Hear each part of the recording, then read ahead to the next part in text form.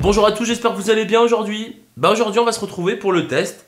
Comme je vous ai dit précédent dans l'autre review, le test du Cubis de chez Joyetech. Allez, c'est parti pour le déballage, à tout de suite.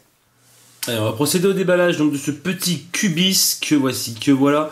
Toujours pareil, boîte cartonnée, vous avez donc à l'arrière, mais ça on va le voir, donc je ne vais pas en parler, tout ce que contient le pack au final. Donc très très simple. Allez, on déballe ça. On a une petite notice. Petite notice sympa parce qu'elle est en français. Bon, ça vous explique un petit peu tout le fonctionnement un petit peu de Stato. Hein.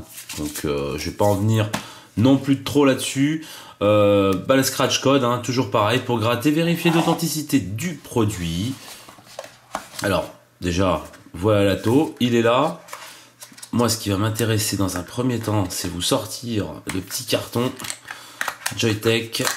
Voilà, je vais à moitié la braser pour sortir. Alors, donc voilà, on a déballé donc on a ouvert ce petit carton et donc à l'intérieur vous avez donc 3 résistances. Bon, moi j'en ai une en moins parce que justement je suis en train de l'utiliser. Donc vous avez tout d'abord une résistance en Clapton, d'accord, de 1,5 ohm que vous allez utiliser donc en wattage variable. Vous en avez une autre en SS316 1 ohm et une autre, la dernière, celle que j'utilise actuellement en SS316 0,5 ohm. Voilà. En sachant que toutes ces résistances là acceptent le bypass, hein, le mode méca de vos modes, ça y accepte sans aucun souci. Donc ça c'est quand même plutôt pas mal. Par contre, faites attention, petits amis, parce que bon, moi je suis tombé sur le bon direct, je voulais la 0,5, mais on voit rien. Les résistances sont tournées entre guillemets dans le mauvais sens. Ça fait que pour ouvrir la bonne, enfin si vous voulez par exemple comme moi la 0,5 en 316, c'était un petit coup de chance quoi, parce que vous voyez j'ai ouvert la bonne direct parce que rien n'est marqué dessus, et là la résistance est tournée dans le mauvais côté. Voilà, c'est simplement pour vous dire ça. Voilà. On retrouve aussi également dans le pack un petit drip tip Delrin.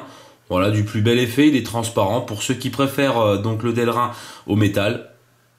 Et donc voici maintenant ce petit atomiseur. Alors pour moi, je trouve, bon déjà que la forme est super sympa. Et puis alors là, on peut pas dire qu'on voit pas le liquide à l'intérieur de l'Ato. Voilà, donc le tank c'est du Pyrex. Donc pas de souci là-dessus. Donc qu'est-ce qu'on trouve d'extraordinaire sur le dessus? On trouve une petite inscription max. Voilà. C'est-à-dire que quand vous allez mettre votre liquide, forcément il ne faudra pas dépasser donc cette valeur que vous avez ici, parce qu'une fois qu'on va visser, je vais vous le montrer, la résistance, forcément sinon ça va dégueuler, ça va déborder. Voilà. Donc vous avez donc un pin donc sur le bas de l'Ato, sur le 510. Voilà. C'est pas un pin réglable par contre. La base est scellée. Vous voyez, ça ne se démonte pas. Vous pouvez essayer tant que vous pouvez.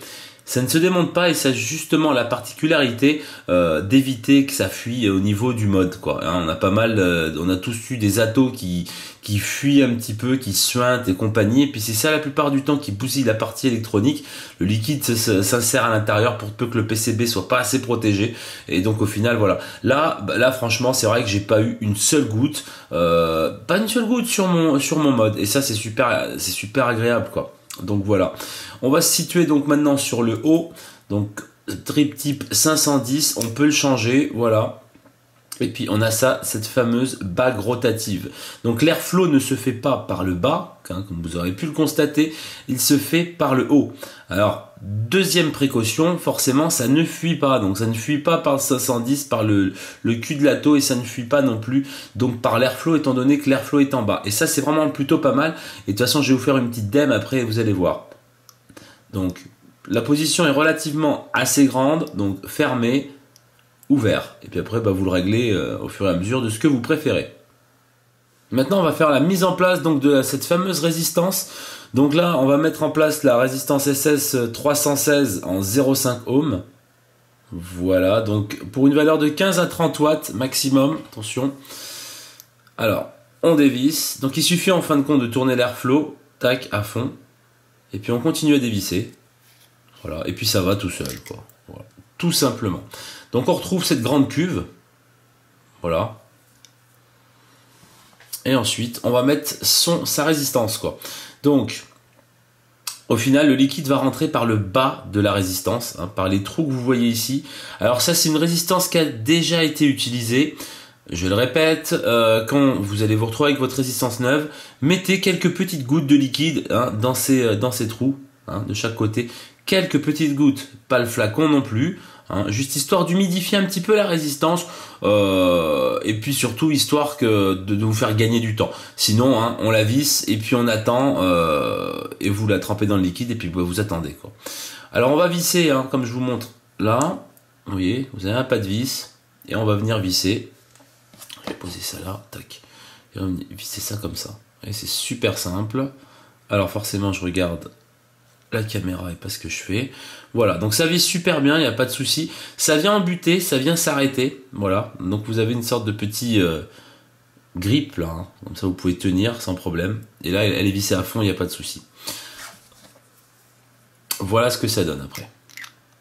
Tout simplement. Allez, maintenant on va faire le remplissage. Donc, comme je vous le rappelle, hein, ne pas dépasser donc le trait max. Alors par contre le remplissage, je vous dis que c'est vraiment easy parce que flacon pipette, goulot directement, hein, sans pitié. Enfin je veux dire voilà, tout passe, hein. Voilà, donc ça c'est vraiment très très pratique. Le remplissage est vraiment magique parce qu'au final on va vraiment mettre ce qu'on veut comme flacon, quoi. On n'est pas embêté, hein. Alors tac, voilà, là je suis au max. Donc il a une contenance, hein, de 3,5 ml. J'en viendrai un petit peu après dans mes impressions finales de Stato. On revisse tout simplement. On vient tourner au final la bague d'airflow à fond. Voilà. Puis votre airflow, vous pouvez toujours le régler sans pour autant dévisser le top cap, hein, bien sûr, vous voyez. Parce qu'après il y a une résistance qui se fait. Puis c'est fini. Regardez. Pas une seule goutte, rien du tout. Voilà. Par rapport à ça, vraiment, c'est que du bonheur. Et ben nous revoici. Petit test de vape. Donc avec la résistance, hein, comme je vous ai dit, en 0,5. SS 316. Monté forcément sur la cuboïde. Donc ça fait un petit setup. Au passage, ça fait un petit setup agréable à regarder. Voilà. Et voici ce que ça donne.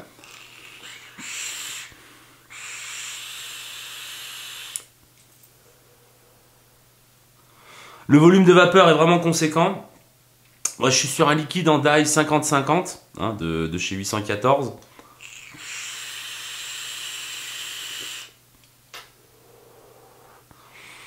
Alors, la restitution des saveurs, si on peut en parler, j'ai trouvé que la restitution des saveurs était un cran en dessous sur les gourmands que sur les fruités frais, hein.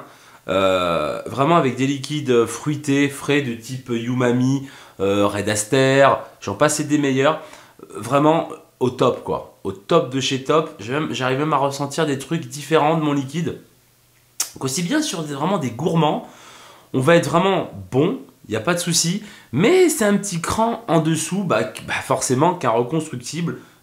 Comme par exemple le Bilo V2. Voilà, voilà, par exemple, si pour la petite histoire, si je mets mon cinéphile de chez Die & Vape dedans, il est un petit cran en dessous d'un atto vraiment reconstructible. Voilà, c'était pour dire. Après, c'est des résistances toutes faites et tout, donc forcément, voilà.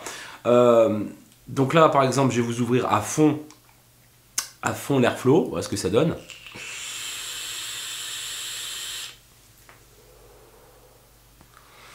On est sur un tirage aérien, vraiment basé là sur de l'inhalation directe, hein, ça c'est clair et net, on est vraiment sur de l'inhalation directe. C'est pas outrancier le tirage, mais il est vraiment très aérien. Ouais, j'ai pas de résistance au tirage, il faut pas que je tire comme un cinglé, donc ça va. Si par exemple je la mets à moitié.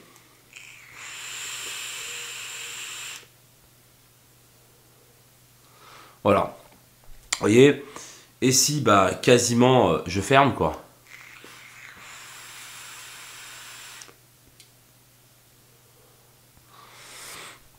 Voilà ce que ça donne. On va plus voir, les amis. Donc c'est vraiment un atomiseur plus basé sur l'inhalation directe à airflow ouvert, mais on peut s'en servir en vape traditionnelle parce qu'en fermant un petit peu l'airflow, on arrive à jouer avec ça. Voilà. Les défauts, les qualités, les plus, c'est parti. Alors, moi j'aime bien sa forme. Je trouve vraiment très sympa. Vraiment très joli. Le système, vraiment, pour moi, c'est innovant, quoi. L'airflow en haut et la base en bas soudée, comme vous avez pu le voir. Enfin, c'est d'un seul tenant, c'est d'un seul bloc. Il n'y a pas de goutte, quoi. Il n'y a pas de fuite. Regardez. L'atto, il est nickel. La box, elle est nickel. Pas une seule goutte. Voilà, on arrive vraiment à faire des trucs safe, quoi. Je veux dire, des trucs... voilà, quoi. Donc ça, c'est vraiment plutôt pas mal. Le deuxième point, le remplissage. Le remplissage, bah, il est magique, quoi. Vous avez vu, hein, la cuve est énorme. Vous versez le flacon dedans. Il n'y a pas de souci, bien sûr. Il ne faut pas dépasser donc, le niveau max, hein, c'est ce qui est logique. Voilà. Le troisième point positif, bah, ça va être les restitutions des saveurs. Et la vape en général avec Stato qui est vraiment bonne, mais que je trouve un petit peu plus pour les fruités et les liquides frais. C'est là où il va vraiment, à mon sens, vraiment tout dévoiler, quoi. Et être le meilleur. Après, sinon, bac d'airflow, elle est magique. Je veux dire, elle bouge pas toute seule, hein. Attention, il y a un petit maintien quand même. C'est monté sur un joint, en fin de compte, à l'intérieur. Il y a un petit maintien, et c'est vraiment pas mal. On peut vraiment la régler au top. Et puis ça se dérègle pas comme ça. Pour la dérégler, il faut que vous y mettiez les mains, quoi. Voilà. Donc ça, c'est vraiment plutôt pas mal. Voilà, bon, le drip tip, on peut le changer. Avec, vous avez 3 résistances inclus, hein, donc une en Clapton. Une en Clapton, alors j'ai perdu mon petit papier où j'avais tout noté, les amis. C'est la misère. Enfin voilà, je vous l'ai dit tout à l'heure, vous en avez 3 résistances avec. Hein. 2 en SS et puis une en Clapton pour le wattage variable. Donc voilà, la durée de vie, pour l'instant, elle est bonne. J'ai pas changé ma résistance en 0,5, elle est bonne. J'ai toujours une bonne restitution de saveur. Je lui ai passé 2-3 liquides différents dans la gueule. Et il n'y a pas de souci, ça bronche pas. J'ai toujours une bonne vape. Et puis, j'ai toujours un bon goût, quoi. Donc là-dessus, il n'y a pas de souci. Avec le contrôle de température, ça marche super bien. Tout ça, voilà. Maintenant, bah, je vais attaquer un petit peu, enfin oui, le dernier point positif, c'est le prix, les amis. Hein. Parce que sur le site, hein, chez Taclop, ça vaut 26,90. 26,90 quoi. 26,90, vous avez quand même quelque chose de correct. Je trouve pour 26,90, c'est vraiment correct, quoi. En ce moment, Joyetech, franchement, en ce moment, ils sortent les doigts et ils font des trucs quand même relativement qualitatifs. C'est ce que je peux remarquer quand même, hein, depuis la VTC, la VTC Mini, cette cuboïde. Voilà, je trouve qu'ils sortent un petit peu les doigts et puis ça fait vraiment plaisir, quoi. Bon, 26,90 c'est le prix, c'est dispo chez Taclop. Maintenant, les côtés négatifs.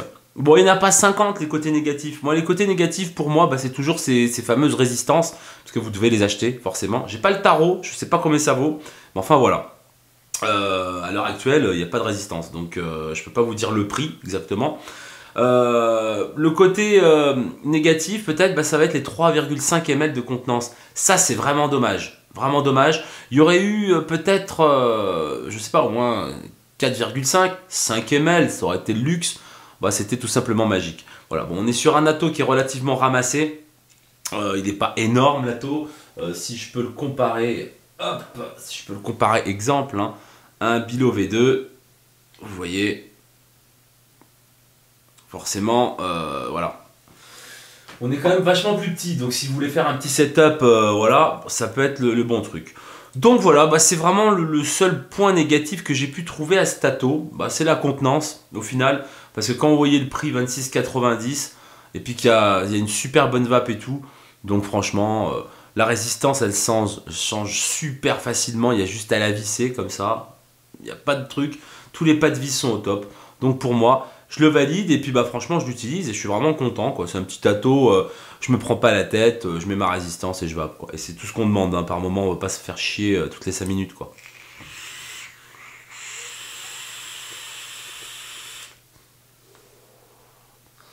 Voilà les amis, j'espère que cette vidéo vous a plu. Très prochainement d'autres vues sur du matos, sur un autre atto, sur du liquide. Donc abonnez-vous à la chaîne The Maxtaff. Petit tour sur la page Facebook également The Maxtaff. Et puis le site internet www.themaxtaff.com. Et si vous avez des questions, themaxtaff01@gmail.com. Je vous souhaite une très bonne journée. Je vous dis à très bientôt. Ciao! bottom, moving straight to the top. Coming with the pull up for the #1 spot. Pushing my vibe like a pusher on the block. Holding my down, sucker rappers get lost. Coming from the bottom, moving straight to the top. Coming with the pull up for the #1 spot. Pushing my vibe like a pusher on the block. Holding my